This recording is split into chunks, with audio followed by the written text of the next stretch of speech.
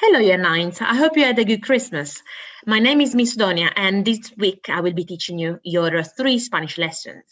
So the topic of today is learning about parts of the body in Spanish within a theme which is called healthy living. Now, the first activity is in front of you.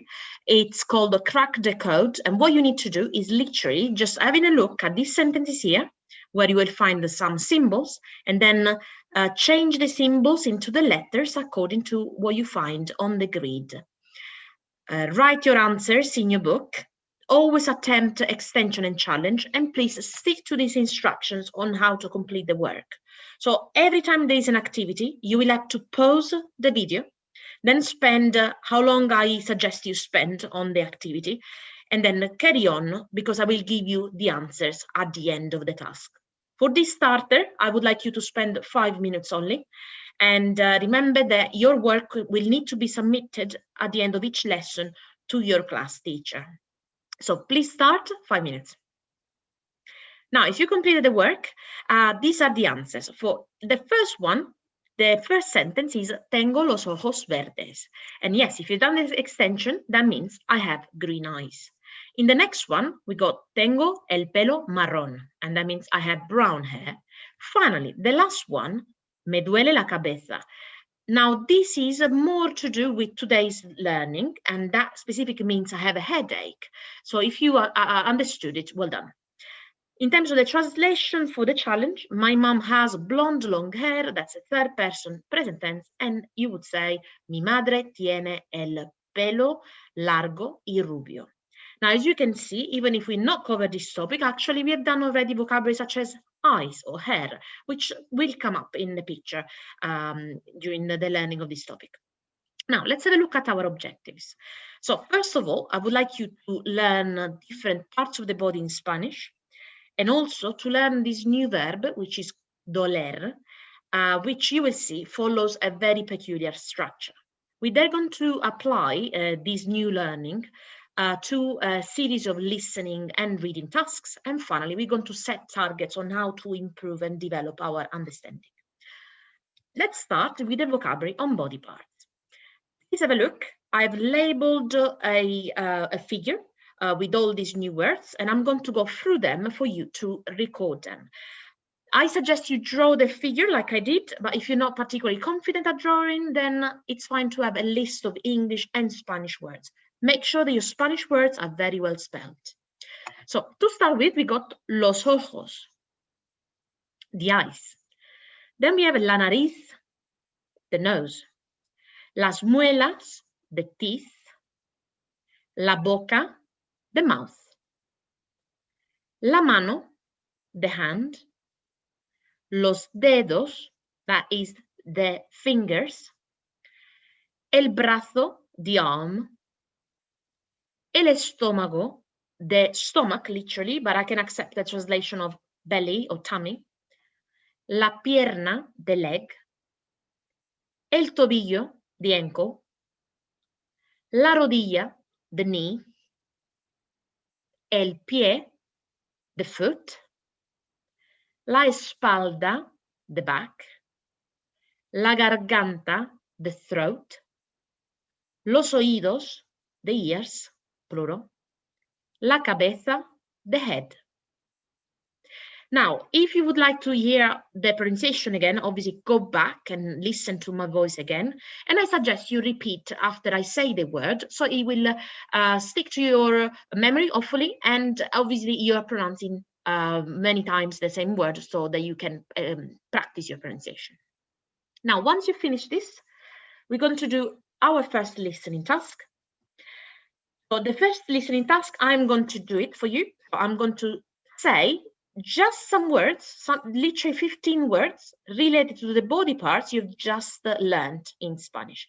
I would like you to try and write them down in English, possibly without writing or without looking at your notes from before, but you can obviously use them to help you.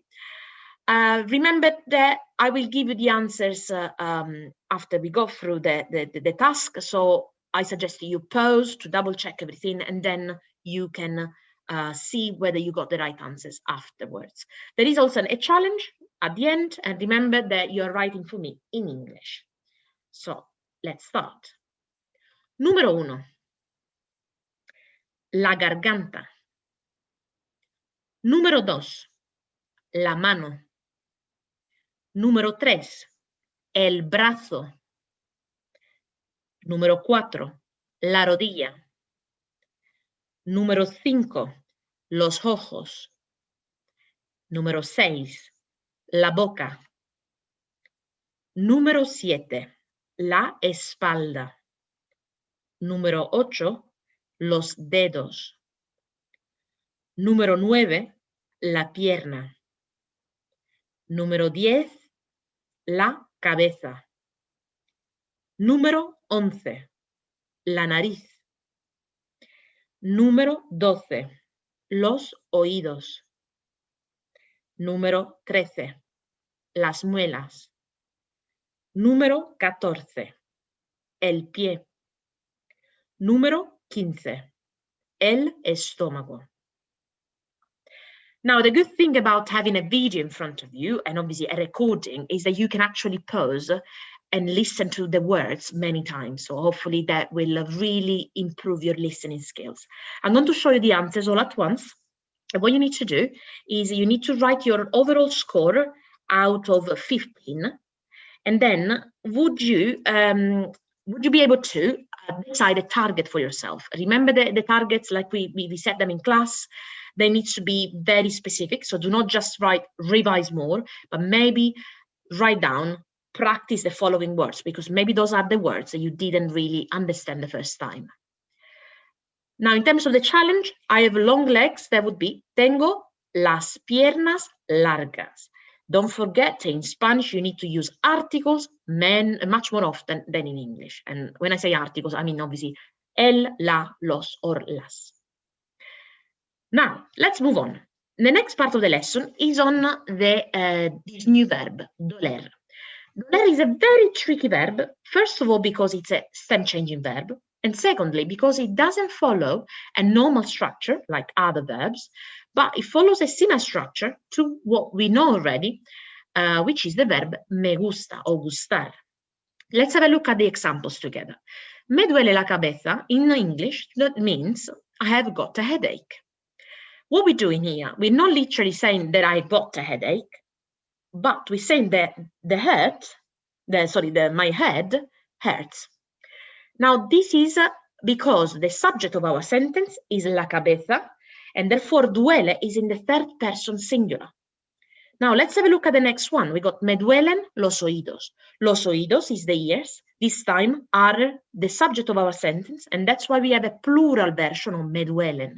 So literally we got me, which means to myself, duelen, they hurt, los oídos, the ears. I know they doesn't sound anything in English. It's not a literal translation, but please remember, it's exactly like the structure me gusta plus an item. The other examples are me duele la garganta, I have got a sore throat, me duele el estómago, me duelen los pies.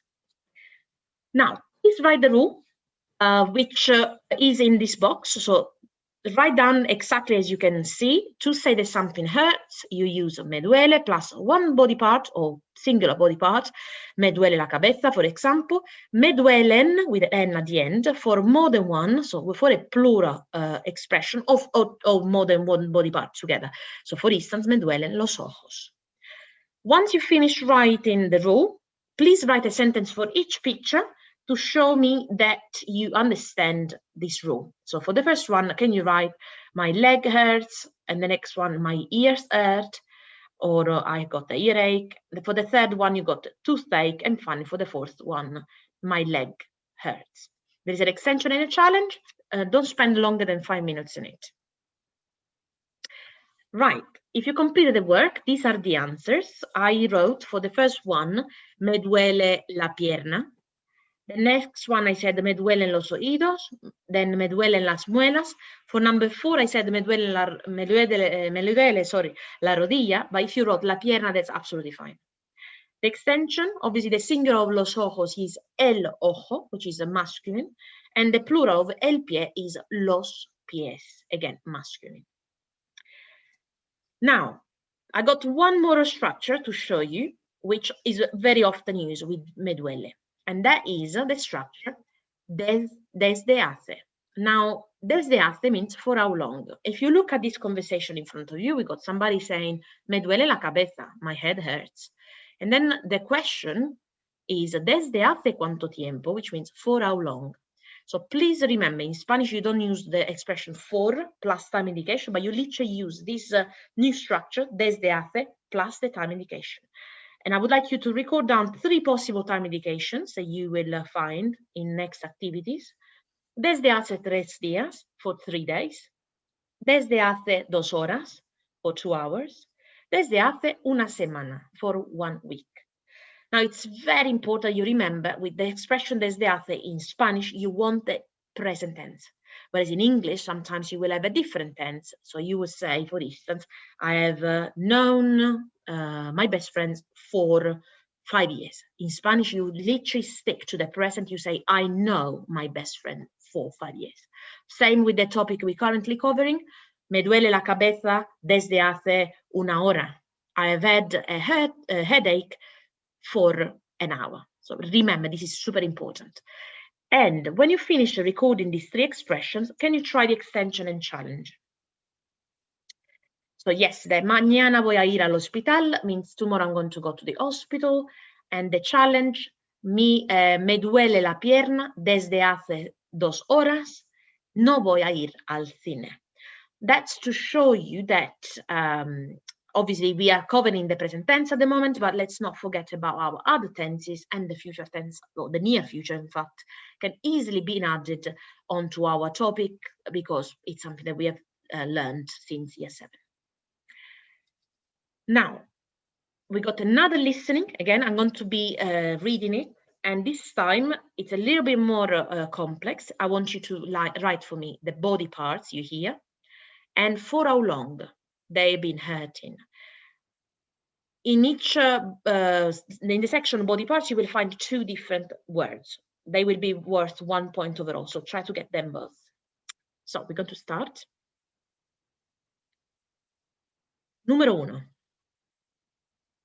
Me duelen la pierna y el pie desde hace 5 días. Número 2. Me duelen el estómago y la garganta desde hace 2 días. Número 3. Me duelen el brazo y la mano desde hace una semana. Número 4. Me duelen la espalda y la rodilla desde hace 8 días.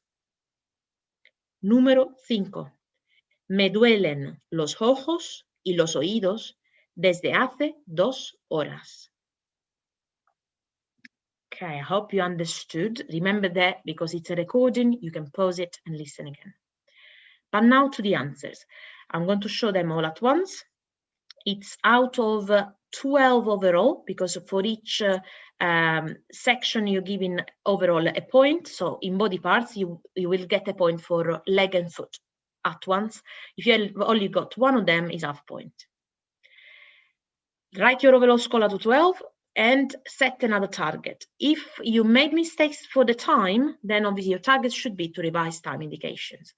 Otherwise, if it's about body parts, you might need to go back at the start of the lesson when we recorded the new vocabulary and practice those words you still haven't understood.